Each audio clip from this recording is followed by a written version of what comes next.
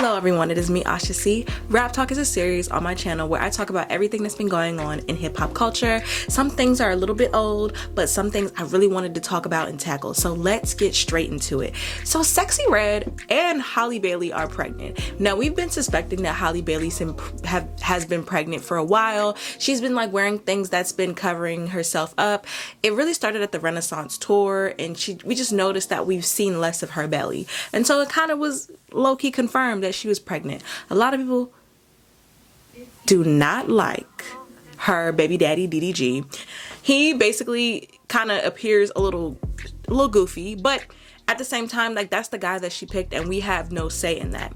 So, you know, she hasn't confirmed it, but you know, mama, that nose is pregnant. So Sexy Red is pregnant too, right? And what I've noticed about the discourse is that everybody's just like, no, they've ruined their lives at the peaks of their career, blah, blah, blah, blah, blah. You have to stop thinking that this is the year 2023. We're about to go to 2024. Women have shown that they can have the career and they can have the family, and they're not in a rush or on society's timeline on when they're going to start a family or not. For example, people were looking at Rihanna saying, when is Rihanna going to settle down? When is Rihanna going to do this? Now she has a baby and she's never dropping music. She's living her life, right? I noticed like people were saying, oh, their lives are over. Their careers, literally, you think that Little Mermaid is the peak for Halle Bailey, and you think that Sexy Red's success right now is her peak? They have literally just got started. They're literally like so both early into their careers. So when women in music, or just, you know, in general, want to have children and still have successful career, why is it so hard to accept that they can do both? Both can be done. If you want those things, you can have those things, you know? So I just don't like the discourse behind that. We need to kind of strengthen and kind of update our mindsets to 2024, okay? So the AMP app was canceled. So AMP was like a subsidiary of Amazon Music, and it was an Amazon Live audio service, audio live audio service that allowed users to host live shows, have callers, similar to like the Clubhouse model. And then now we have Twitter Spaces, which follows the Clubhouse model, right? And so in March 2022 is when it launched. So we had people like Lil Yachty, Nicki Minaj, Pusha T, Joe Budden to host their own AMP shows. So it was similar to what Spotify was doing, giving people these not network deals, but giving people these pod or show deals to bring traction to the app. And so it was discontinued due to budget cuts. So the Amazon CEO, Andy Jassy, felt like this platform was underperforming. And the company laid off about 5% of their employees, which made up the global communication force. And honestly, I seen this coming because people have short attention spans and we're back outside. I didn't see that. The reason why Clubhouse worked so well was because everybody was in the house. Everybody had nothing but time to sit down and listen and talk for hours about things and topics and concepts and stuff like that. And I think another thing is that bringing celebrities to something isn't really always like the moneymaker. Like, yeah, you could bring the celebrity to it, but like, what else? Because there are platforms such as Instagram Live, Twitter, like believe it or not, a lot of your faves like Lil Yachty, Nicki Minaj, they get on live, they get on these things. So we kind of already have access to them and what they do. But you know, we already have Twitter Spaces. Nicki Minaj joins Twitter Spaces. Her fan base is in Twitter Spaces. So I think it kind of defeats the purpose, in my opinion. There was no really attraction or big whoop about the app, because it's just like we kind of already have access to the celebrities anyway. So what new are we really offering? So back to music news. The City Girls have announced that they will be releasing an album this Friday, October 20th. Raw, standing for Raw A Whores. And Raw? Is it rich or real? But it's both. It sounds rich, real ass horse. No, it's real ass horse. Real ass horse. Raw. R-A-W. I was like, the title, like, we could have been real women, like, I don't know, something a little bit more involved, but they're City Girls, so you know, no judgment here. And I'm really excited to hear what the new era of City Girls will sound like. Will the City Girls music style or how they sound evolve? Well, we get like more of like act ups and things like that. Like what kind of, I really want to know like what kind of producers were they working with? Like were they working with Metro Boomin? Were they working with like Southside and whatnot? Actually, speaking of Southside, Carisha's baby father.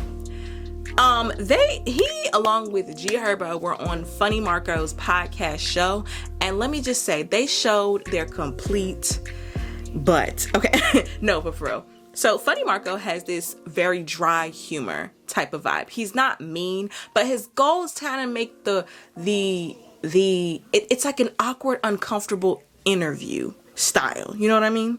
And so he has this thing where he kind of has like he doesn't talk a lot. He just has this very dry humor. And so a lot of his like guests that he had on the show, like Sukihana, Sexy Red, Ari, Sasha Santana, like he has a very dry humor, but everyone pretty much understands the formula and respects it, right? And so Southside was originally on the show. It was just him and Funny Marco in the video, right? But then as soon and the interview was funny, it was cool. But then when G Herbo showed up, it's like they got drunker and they just started to disrespect Funny Marco. I'm gonna just insert this cringy clip. This is dope. Y'all watch wrestling growing up, right? Watch what? Wrestling. Like Hulk smash. If you guys became the Undertaker, who'll be Undertaker? I would be Undertaker. He'd be Yeah, Kane. he'd be Undertaker. I'll be What makes him Undertaker? Cause he's fucked up. I'm fucked. He said that. I'm Kane cause it's like Chill. I'm just here. He Undertaker. I gotta be Kane. What the I'm gonna be? If he Undertaker, who else I'm gonna be? Dumbass. Idiot. Ain't they brothers? He ain't fucking brothers, bro. Like what the fuck? Okay, so if he Undertaker, I'm Kane, dickhead. You could be the referee. No, you the referee. Stupid. Referees do be. Where'd you get that hat from, bro? That's what I want to know. I got this from Target. Nowhere, found it. Tarjay? Let me see this stupid ass hat. That dumbass shit I don't do. What the fuck is wrong? This is dope.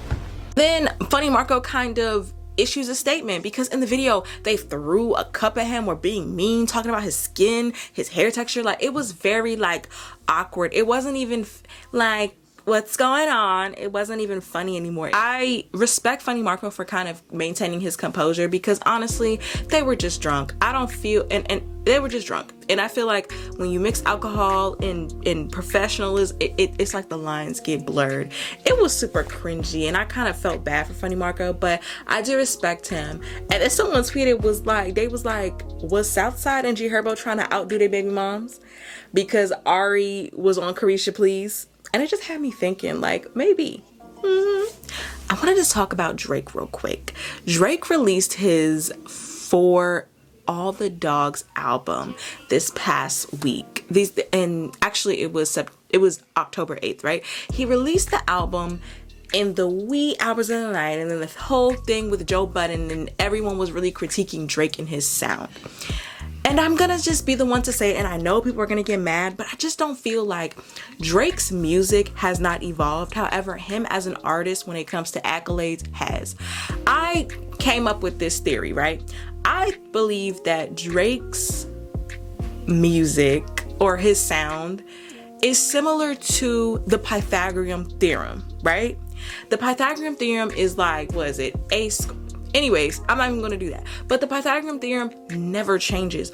Only thing that's changing is the inputs. You're going to do different things, but you're going to get the same answer because you're doing the same formula the same way. All you're doing is just inputting the numbers. It's different numbers every time. So you're going to get something different, but you're doing the same thing.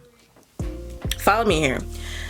In my opinion, like Drake's music necessarily hasn't evolved when it comes to subject matter, because you know, you would think that Drake has been through a lot in the music industry. He's made his pivot into being an actual, like being taken seriously as a rapper, because it was for a long time. People were talking like, oh, he's Jimmy from Degrassi, like making those wheelchair jokes. And he did a lot of proving himself to get out of that like stigma per se. And he's like one of the most respected rappers and lyricists in the game, right? Drake has become one of the most respected rappers in the music industry. And I've been listening to Drake since I was in about like what, 6th grade? Like I've been listening to him for about 6th, 7th grade. I've been listening to Drake. What he talks about works and it sells, but it's just like, it's not really growing with his audience in a sense, because Drake has like a vast, like wide variety of audience. So maybe it's not growing with the particular sector. Like the real hip hop fans, it's not growing with us. It's not really resonating with us. It's like you're talking about the same things, girls getting your heart broke, getting played, da da da da. It's just like, okay, what else? Like we want to hear something else from Drake. But you know, he's like, look, that's not where I'm at right now. I'm in a different phase of my life. Drake, I think what people were expecting out of this album was Drake's like 444, basically. And it's just like, that's just not Drake right now. You know what I mean? You know, maybe in a couple years, yes, but I think it kind of goes hand in hand. Like, yeah, his music hasn't evolved, but he's doing something that works for him. It obviously works for him because he became the first artist in history to earn 300 Billboard Hot 100 entries. And I think that's very commendable. And Drake said, you know what, I'm gonna sit down after this. I'm gonna just take some time to myself, and I definitely respect him for that. So let me know what you all think about Drake and his like evolution. Do you think that he's evolved as an artist? Summer Walker is releasing the Girls Need Love remix. I don't care if the song is 5 years old, the song still slap it. So the remix is Tink, Victoria Monet, and Tyla. I think that was a very smart move because Tyla's Make Me Sweat, that Water song is doing really well, and I feel like that's really gonna introduce Tyla's fans to Summer Walker if they haven't already, and introduce, you know, vice versa. It's a very great exchange. And I feel like Victoria Monet, she's been bubbling on the charts, and she's been in a lot of people's like on a lot of people's radar and everything. And Tink is like a classic. Like I feel like that's going to be a really big look for Tink. I know that this song is going to do very well on the R&B charts. It's kind of going to be like a little bit of nostalgia, because y'all remember what situation y'all was in when Girls Need Love came out? I know I was how old was I? I was like probably still in college, messing around. I'm late on this, but the Hip Hop Music Awards came on and I just didn't watch it. I didn't really feel like reviewing it. The reason why is because I feel like music award shows don't hit anymore because we hold on to that nostalgia, and we have to kind of accept that we consume music and how we view artists and how much access to them. We consume it a different way, because before we didn't have access to these celebrities, so we were so excited to watch them because I'm like, oh my gosh, like we're gonna see Beyonce, we're gonna see this person, we're gonna see that person. It's because we don't see them on social media, or we're not in like a 5 to 10 mile radius. Now if I hop on Instagram and see what Drake's is eating for breakfast, I can see that he had eggs. I can see that Nicki Minaj and she's pretty private, but I can see Cardi B making a smoothie. Like I can just see so much of their personal lives and inside their homes that it's not exclusive, because I see them all the time because of social media. And so I think that, and then we consume music completely differently. You know, there's big machines behind artists, and you know, awards aren't really properly given, meaning like this person may have deserved this, but this person got it because they have a label backing, or they got a relationship with this person. It's like a big game of politics, and it's just like, it's just not fun anymore, and the performances be lackluster. I mean, some don't, but some do. But I'm just saying, award shows just don't hit that much anymore, and I think I'm at the stage where I kind of just want to attend them now and like work them, you know, God willing. And last but not least, Megan Thee Stallion announced via Instagram Live that she will be dropping her next project independently. This will be a fully funded project by Megan Thee Stallion. But this part of my album is definitely very much funded by Megan Thee Stallion, because you know we trying to get off. Y'all know Y'all know what's the tea. but I have no label right now, and we're doing everything funded straight out of Megan Thee Stallion pockets. So the budget is coming from me. Hot Girl Productions. Motherfucking Hot Girl Productions. So we all know that Megan Thee Stallion's been going through a lot controversy-wise. When it came to Tory Lanez, she finally got justice. When it came to her label 300 Entertainment and 1501, just that whole thing, and then Rock Nation. So October 11th, she announced that she is not signed with her label and her next project is fully funded.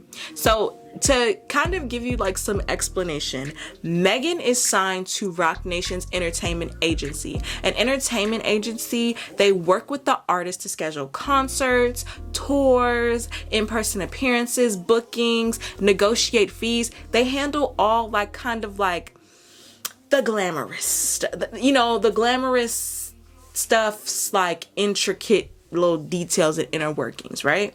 And so in 2018, she signed to 1501 Certified Entertainment, which is an independent label. And then after that, she signed to 300 Entertainment, acquired by Warner Music Group in 2021, right? So she's like in a big kind of thing with the deal. So she signed a particular deal, but it no longer coincides with her music goals and what she wants, and the numbers aren't really the things that she wants. So that's kind of why she's been battling, and they've been blocking her album. It's so much that's been going on. I know that this is going to be like hard, because I remember back when Traumazine came out, she said that she paid for her future feature, like I think like $500K. That's a lot of money. Traumazine was actually a very great and slept on album. The thing about Megan is that Megan can actually rap. She can dance. She's has the personality. She's beautiful. She's a likable person. She really she has great stage performance as well. The reason why people like Megan Thee Stallion so much is just because of who she is and how authentic she is. Megan Thee Stallion feels like a homegirl. And when it comes to this album, I know that the hotties are going to support her all the way. I know this album's going to be good. I know this is going to be raw. I know she's going to talk about her experiences. She's going to be talking her ish. Like, she's going to be popping her ish in this album. This new Act 1 type of era. I'm like, Beyonce got everybody in Act 1, Act 2, like, what we doing? Plays? Like, what's up? But this, I just know that this era is going to be the one. Megan Thee Stallion is going to shine. She has been through a lot these past couple of years, and I know that she's just redeeming herself and really just like, okay, I remember that. I remember you said that. I remember you said that. She's not playing fair. And I'm really excited for this new era. So let me know what y'all all think about Megan Thee Stallion and her new era, and what, her music sound is gonna sound like. In the meantime, thank you guys so much for watching this episode of Rap Talk. I'm pretty long-winded, but I hope you guys, got caught up in everything that's been going on in the culture. And until next time.